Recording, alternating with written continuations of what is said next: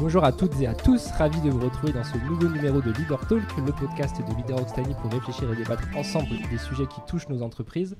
Aujourd'hui, podcast un peu particulier puisqu'on reçoit des élèves du lycée et du collège Bellevue Marie-Rivier à Alès. Je suis avec Alexandre Coulet, gérant de S-Group et président de Leader Alès, et 5 collégiens et lycéens du collège Marie-Rivier à Alès, Mélanie, Chloé, Julie, Colin et Nathan. Bonjour à tous. Bonjour. Bonjour Mickaël. Aujourd'hui, on va un peu répondre au podcast qu'on avait fait la dernière fois sur le lien école-entreprise, cette fois-ci en t'intéressant finalement du point de vue des élèves. Que pensez-vous, vous, des entreprises? Quelles ont été vos expériences en entreprise? Comment se sont déroulés vos stages? Est-ce qu'il y a des choses qui pourraient être améliorées, qui pourraient être changées pour que vous découvriez plus de métiers? Alexandre, tu veux peut-être introduire le podcast? Oui, et puis je suis très heureux aujourd'hui de recevoir 5 élèves de ce collège-lycée. C'est très important aujourd'hui. On a eu l'écoute effectivement des chefs d'entreprise qui ont pu s'exprimer justement sur leurs soucis de recrutement. Effectivement, des fois, des formations qui n'étaient pas spécialement adaptées aux besoins de l'entreprise. On a décidé de se rapprocher aujourd'hui des élèves, des jeunes élèves qui sont en cours justement d'orientation dans leur formation pour avoir leur avis justement à la fois sur leur formation mais aussi de l'entreprise, du chef d'entreprise et leur avenir aujourd'hui dans ce beau pays. Voilà, donc la première question que je voulais vous poser aujourd'hui, en dehors de vous remercier d'être venus, comment s'est passé votre stage d'entreprise cette année? En tout cas, vous en avez fait 2 pour la plupart. Comment ils se sont passés?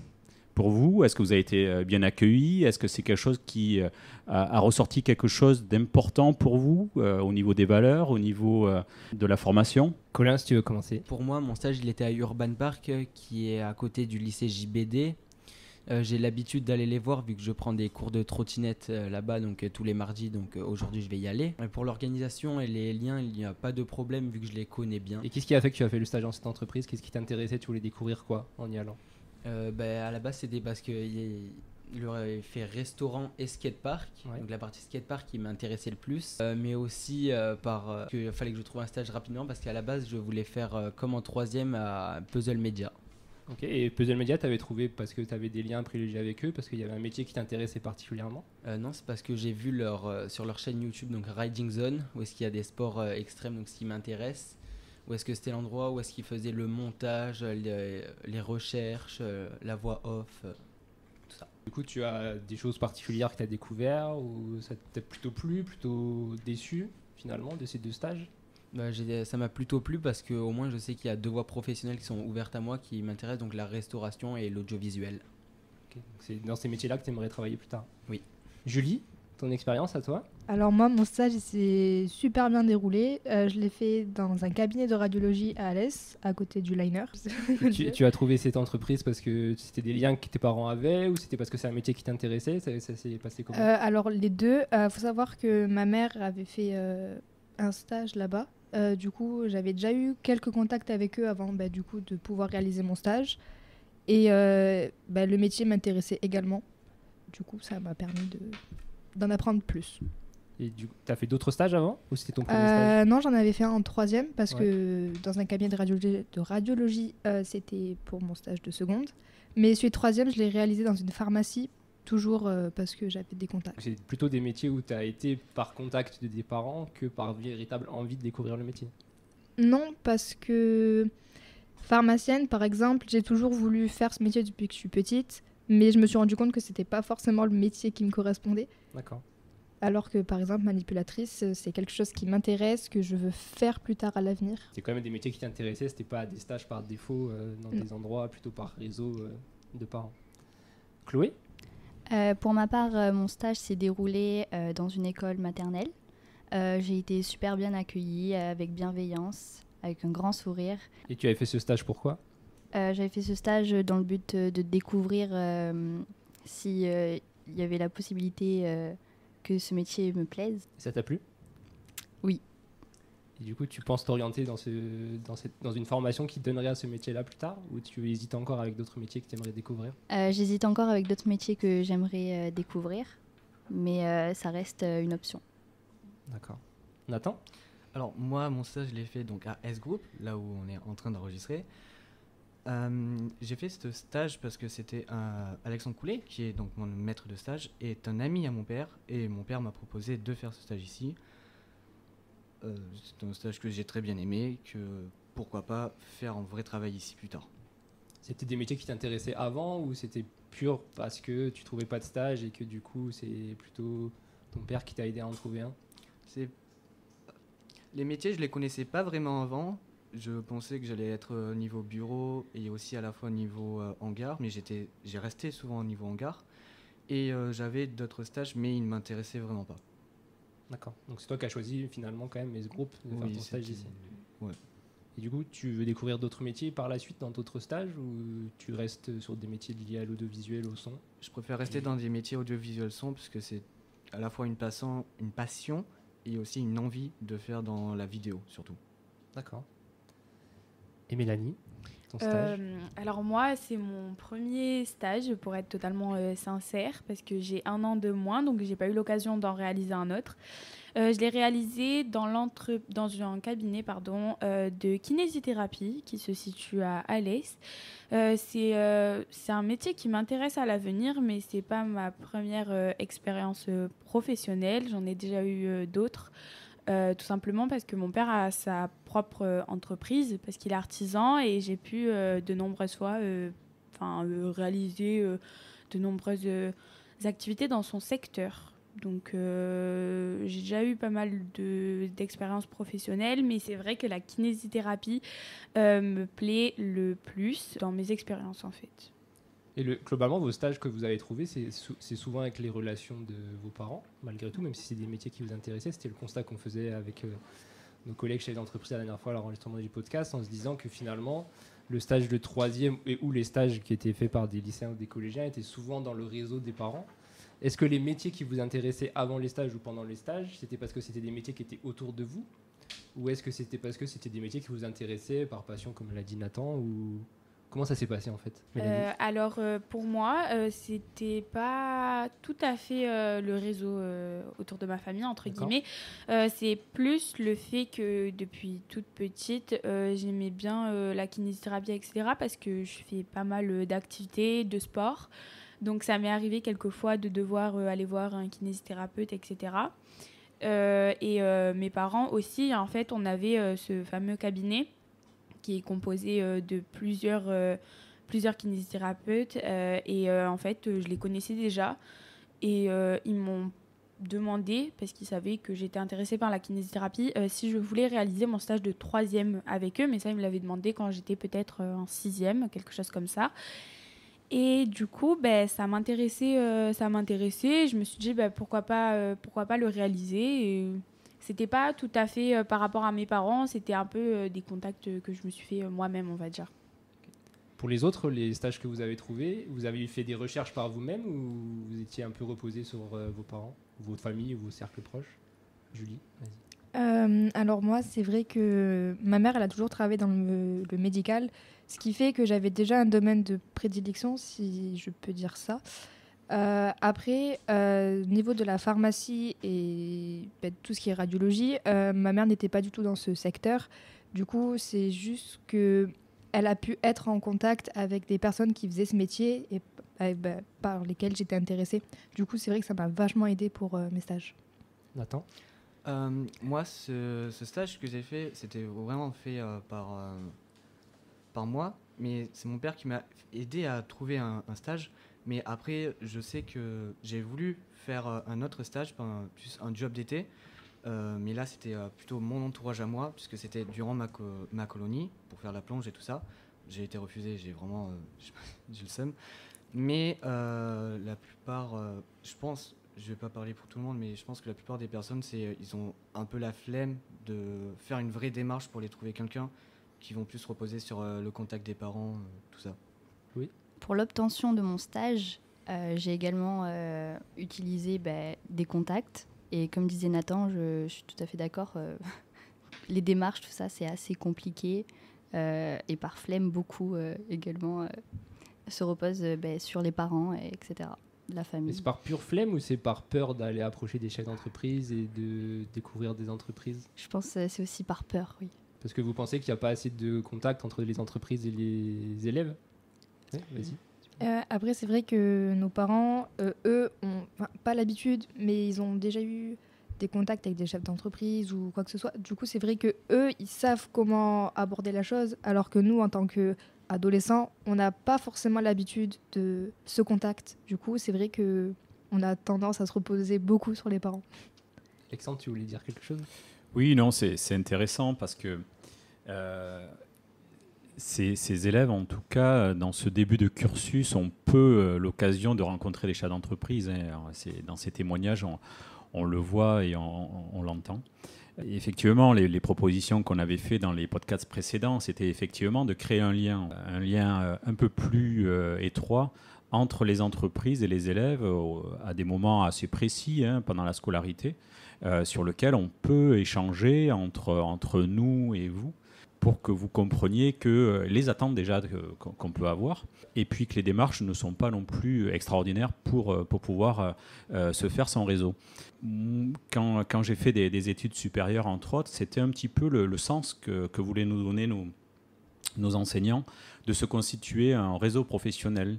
Et ça, il faut le faire assez tôt, en fait, parce que vous avez autour de vous des chefs d'entreprise, que vous soyez dans le sport, que dans les activités extrascolaires, en fait. Je reste persuadé que vous avez des parents chefs d'entreprise et sur lesquels vous les côtoyez sans aucune difficulté et sans se créer une montagne, en fait. Et donc, voilà, c'est une approche qu'il faut faire. On est conscient de cette difficulté. Je pense que les chefs d'entreprise ont conscience de ça et j'entends effectivement beaucoup de gens d'entreprise pouvoir réagir par rapport à ça et essayer de créer des liens effectivement avec l'école de façon un peu plus étroite.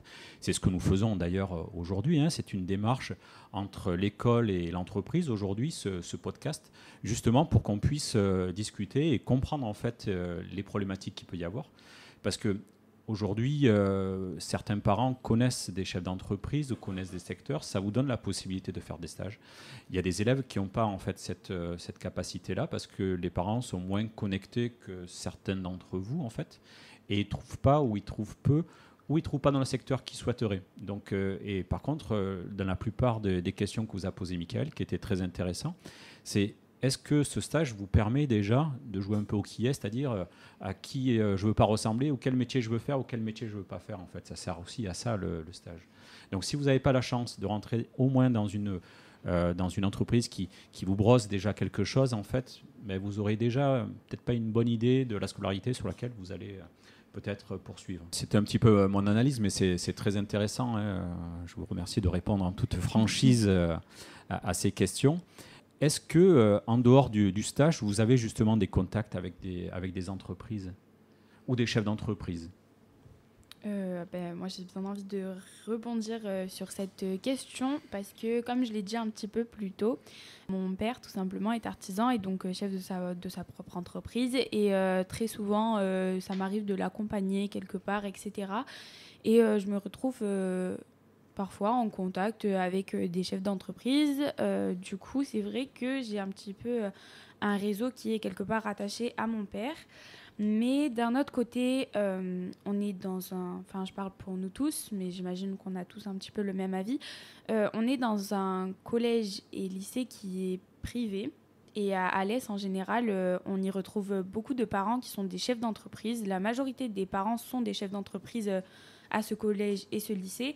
Et donc, inconsciemment, en tissant des liens et en devenant amis quelque part avec des personnes parce qu'on s'entend bien avec, on rencontre des parents qui sont chefs d'entreprise, avec qui on peut parler, etc. Et on se crée notre propre cercle quelque part dès notre plus jeune scolarité.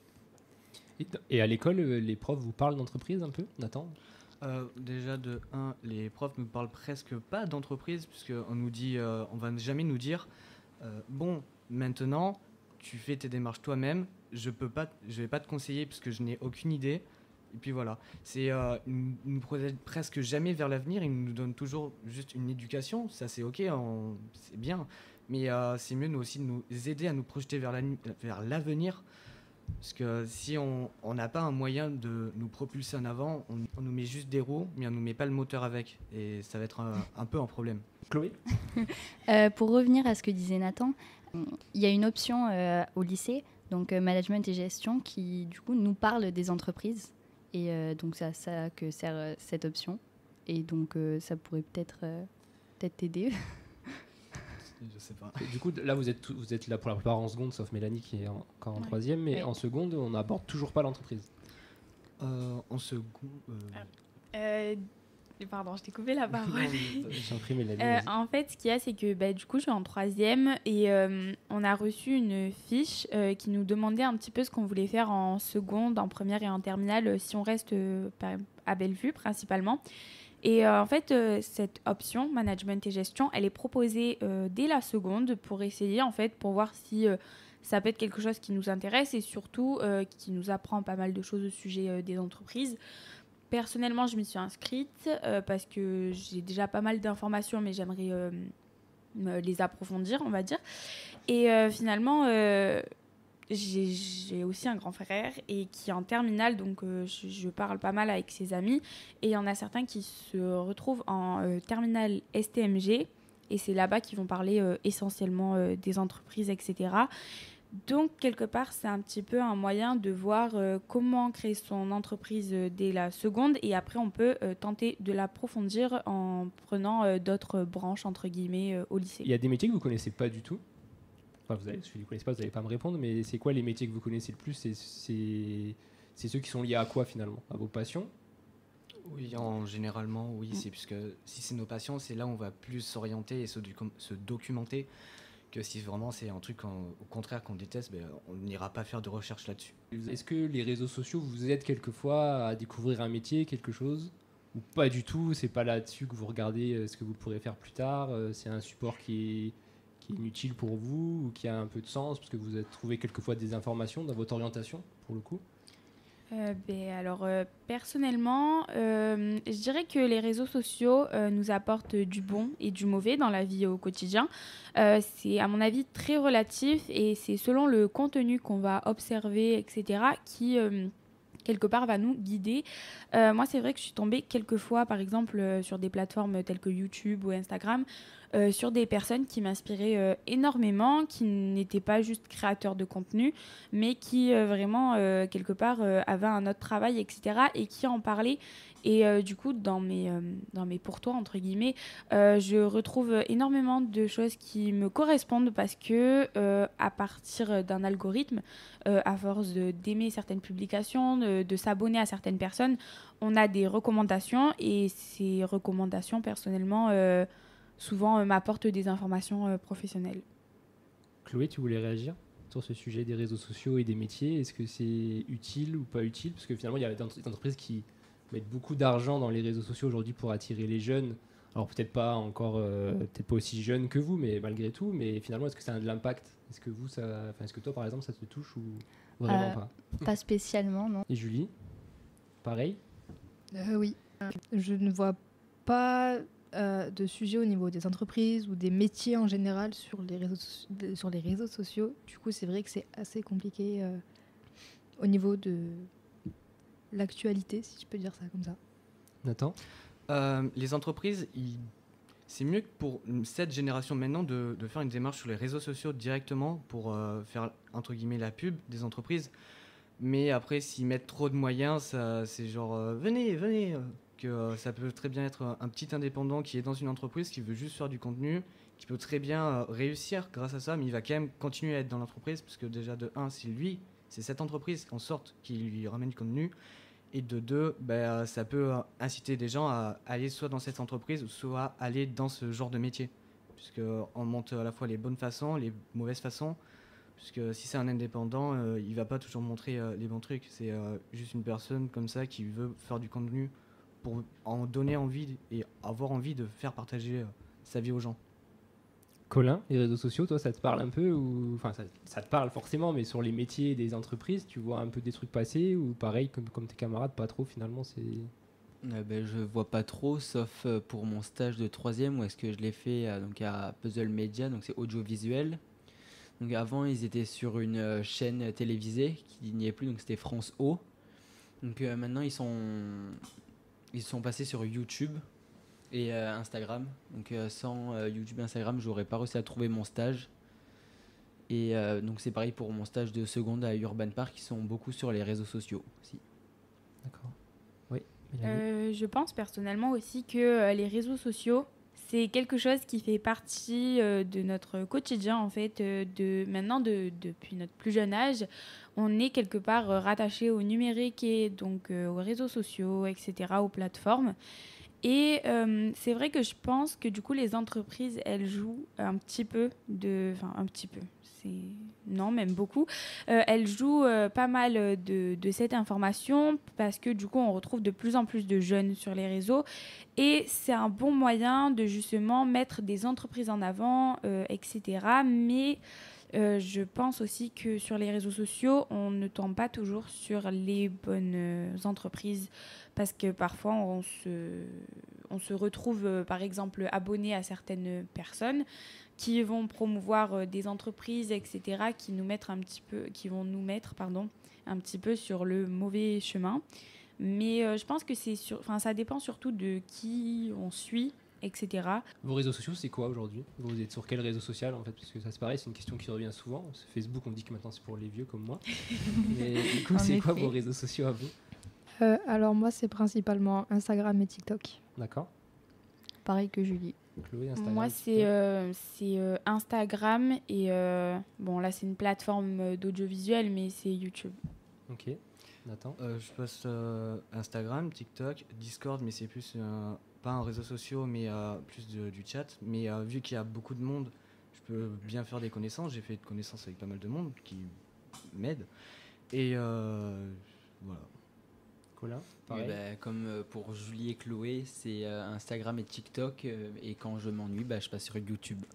Et Twitch, parce qu'on en parle, on commence à en parler un peu côté entreprise. C'est une plateforme que vous utilisez, que vous regardez. Alors peut-être il peut y avoir un écart entre garçons et filles là, pour le coup, ou pas. Ou les filles, Twitch, ça vous parle? Vous êtes un peu dessus ou pas du tout? Alors moi, Twitch, c'est vrai que... Enfin, j'ai pas l'application, mais ça m'arrive d'aller sur Twitch. Pas très souvent, mais quand j'y vais, c'est pour du contenu, entre guillemets, exceptionnel de certaines personnes que je suis déjà sur les réseaux sociaux. Pas lié aux jeux vidéo du coup. Voilà, forcément, qui proposent certains contenus absolument pas dans les jeux, etc. Mais vraiment plus pour parler de certains sujets du quotidien. Et c'est un petit peu ce qu'on fait, c'est que par exemple, ils invitent un petit peu sur leur plateforme des personnes, etc., avec qui ils vont débattre et c'est très intéressant, mais ça reste amusant et ça reste tout autant dans l'humour, mais avec un peu de sérieux. Nathan, Twitch Moi, avec un t-shirt du Event quand oui, même. mais quand même. Personne ne le voit, mais nous on le voit. Si t'es pas sur Alors, Twitch, c'est bizarre. C'est pas que je vais pas sur Twitch. Je vais sur Twitch soit quand il y a des potes, du coup donc Discord, qui font des live streams et que du coup j'y vais puisque je suis le seul viewer actif. Je fais que marquer dans le chat. Sinon j'y vais pour des rares occasions comme le Z-Event. C'est un regroupement, mais j'y vais sur Twitch pour des rares occasions, soit pour voir un type de jeu précis. C'est souvent Ça reste lié aux jeux vidéo quand même. c'est pas que le jeu vidéo, parce que je préfère quand il y a juste un streamer qui a très peu de viewers et que je peux parler avec lui, parce que D'accord. c'est un truc qui, à la fois ça me divertit, à la fois j'ai une interaction avec quelqu'un.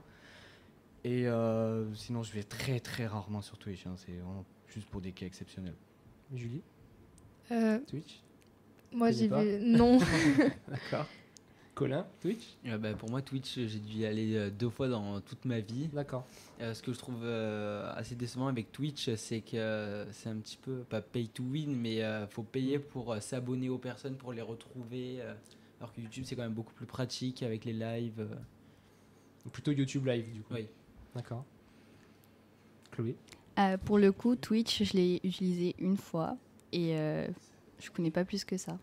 Et avoir des débats ou de la discussion avec des chefs d'entreprise sur Twitch, c'est quelque chose qui pourrait vous intéresser? Ou là, pareil, encore une fois, pas du tout, c'est pas pour ce type de contenu que vous allez sur ce type Enfin, YouTube ou Twitch, je vais mettre les deux pour le coup.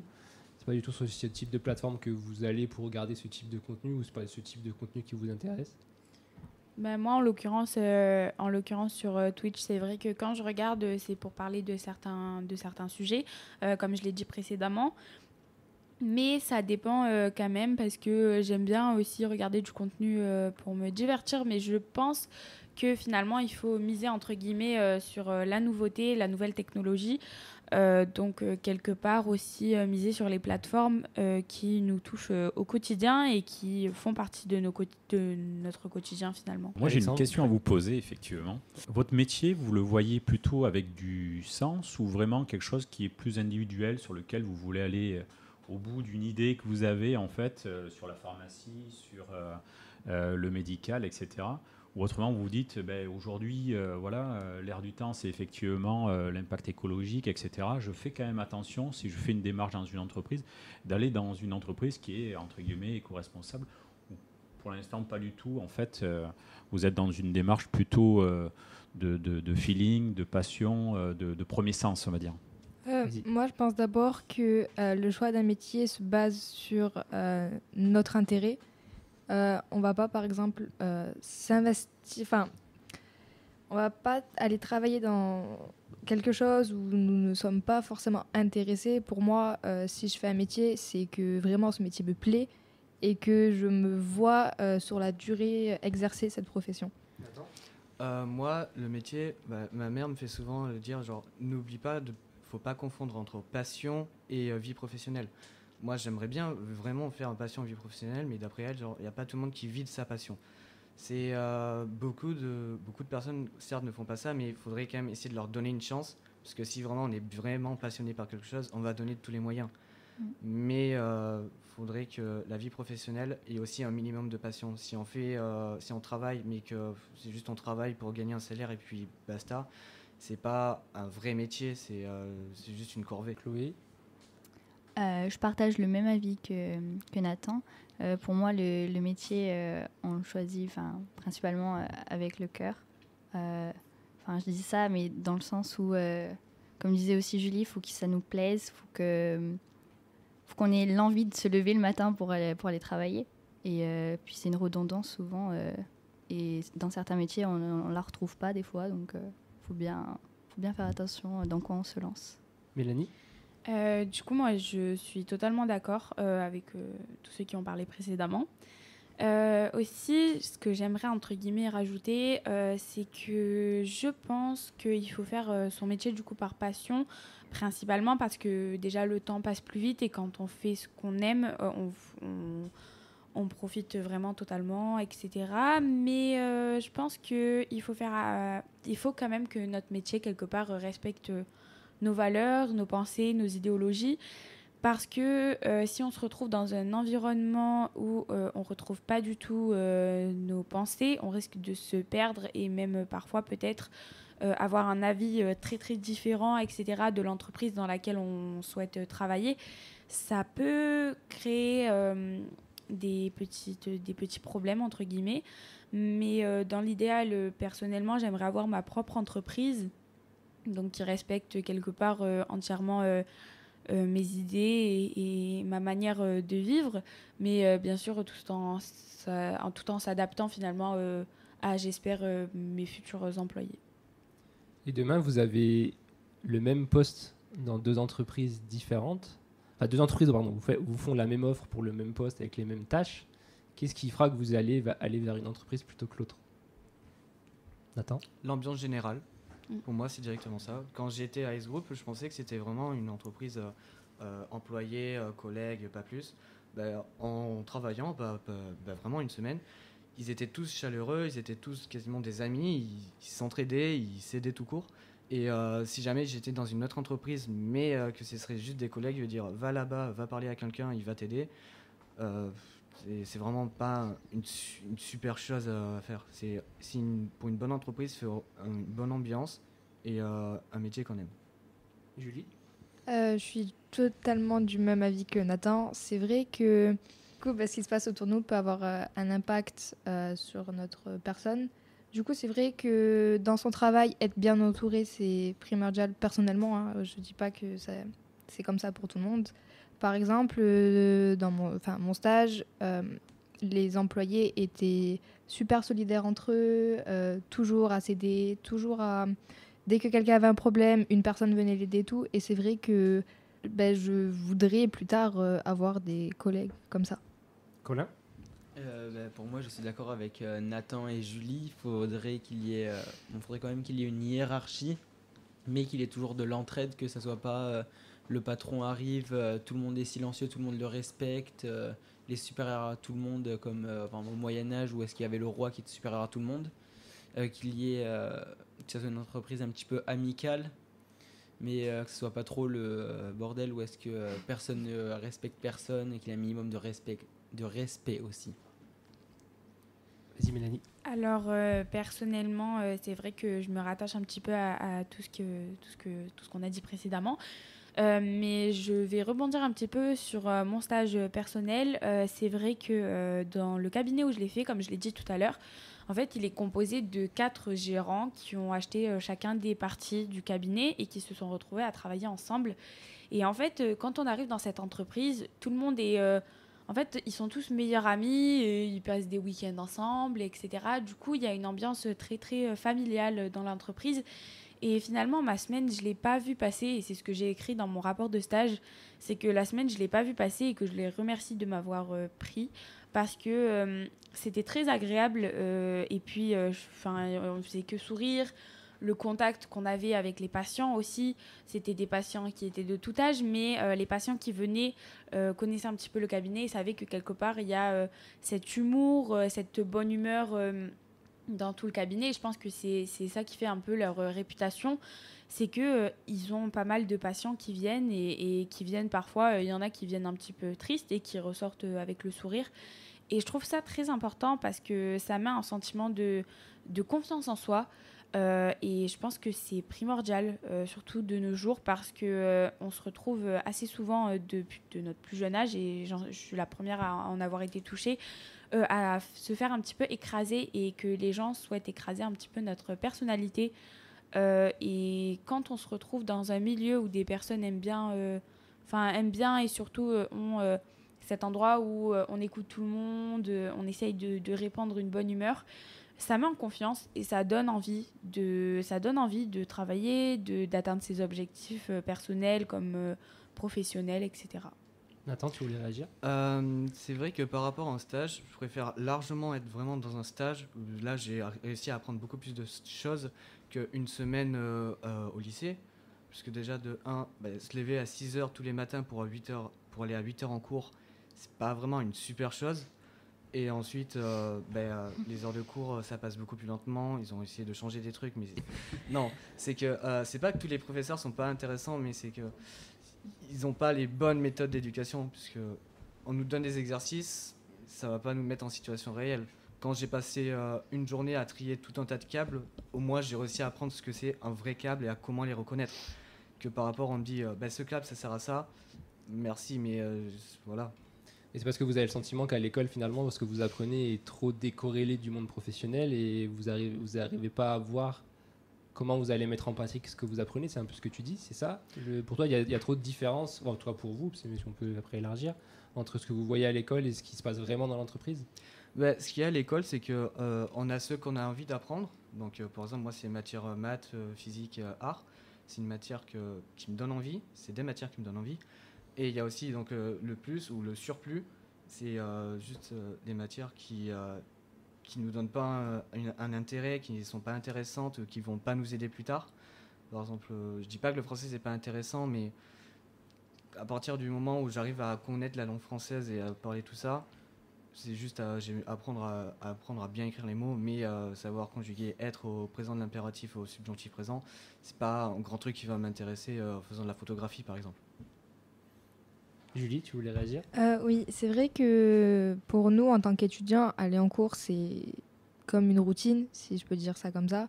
Alors que pendant ce stage, ça nous a permis du coup de faire autre chose, du coup de pas toujours rester dans la même optique d'aller en cours, se lever, apprendre, pas tout le temps les mêmes choses, mais quasiment. Et c'est vrai que je voulais aussi revenir sur le fait que les matières qui nous intéressent, personnellement, je suis beaucoup plus investie dans les matières dans lesquelles je je me débrouille assez, par exemple les matières littéraires, parce que c'est vrai que je ne suis pas du tout scientifique, mais je veux travailler dans le scientifique, ne demandez pas la logique, je sais pas. Mais voilà, c'est vrai que faire un stage dans un métier qui nous intéresse et dans lequel on est intéressé peut nous donner plus envie de faire les choses correctement.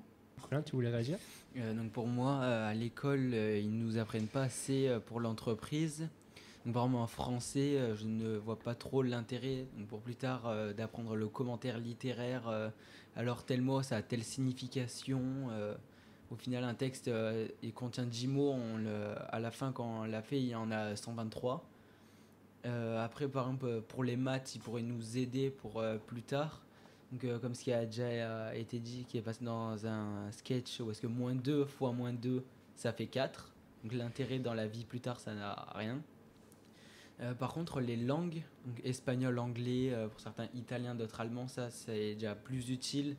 Donc si on veut faire un métier qui parle des langues. Oui, Mélanie. Alors personnellement, il y a certaines choses qui ont été évoquées avec lesquelles je ne suis pas forcément d'accord.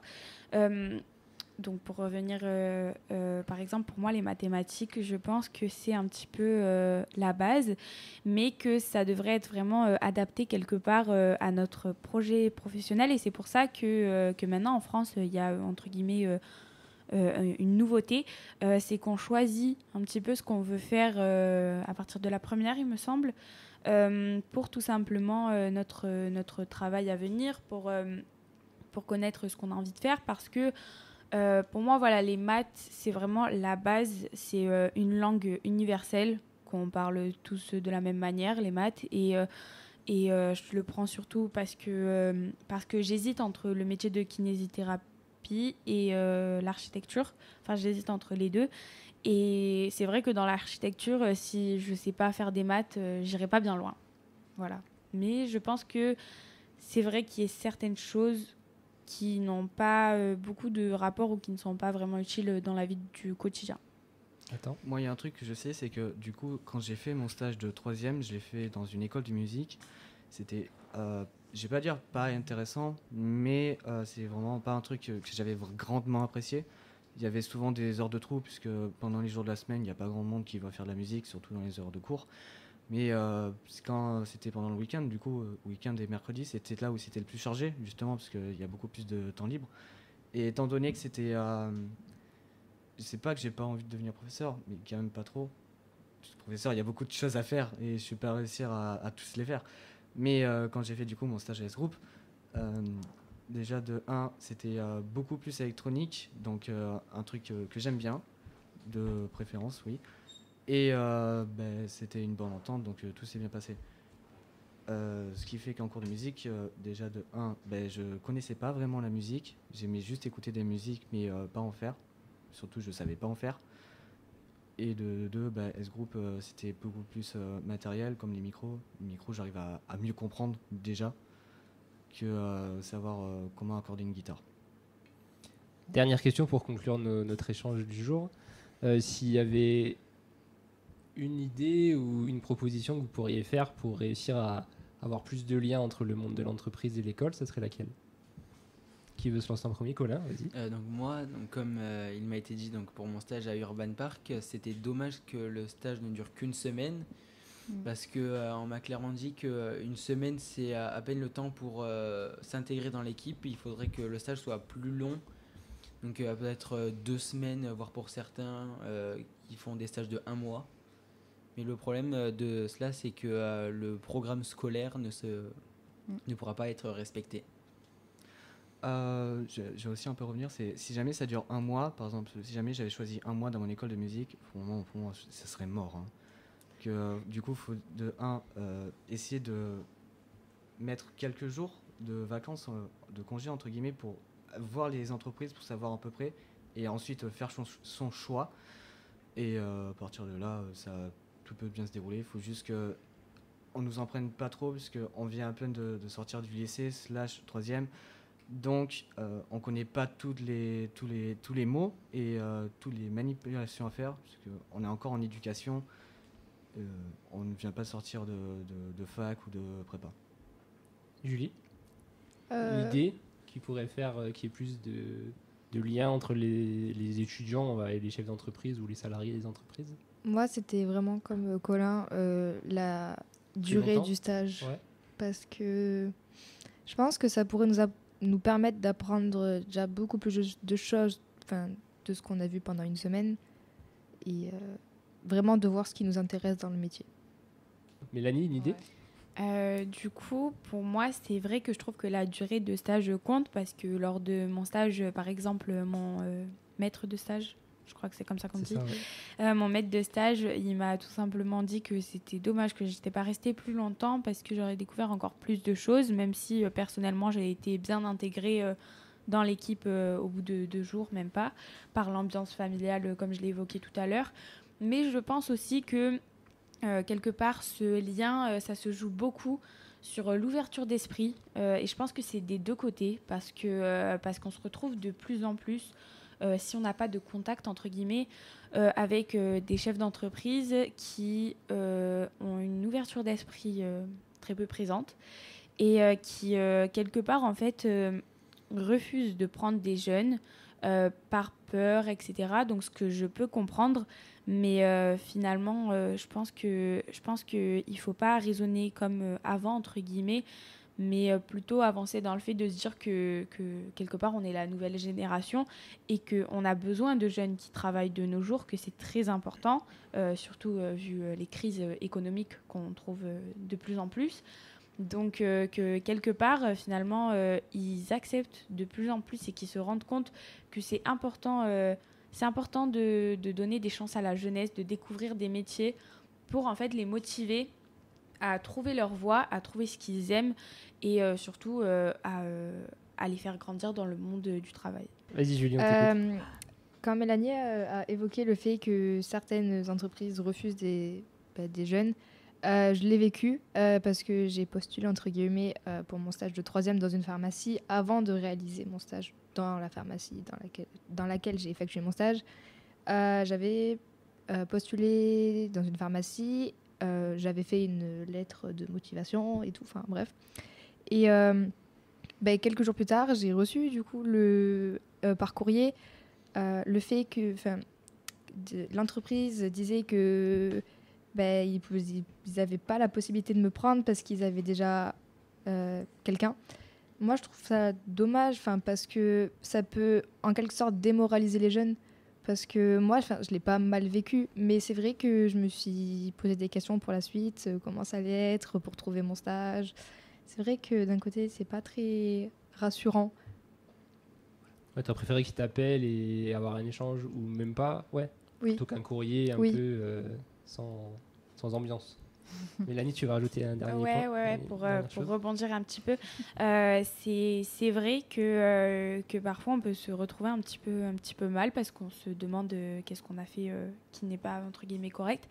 Mais je pense que ce stage, en fait, ces stages, ça nous rattache un petit peu à plus tard, trouver un métier, postuler, faire un CV, une lettre de motivation. Tout ça, je pense que c'est rattaché.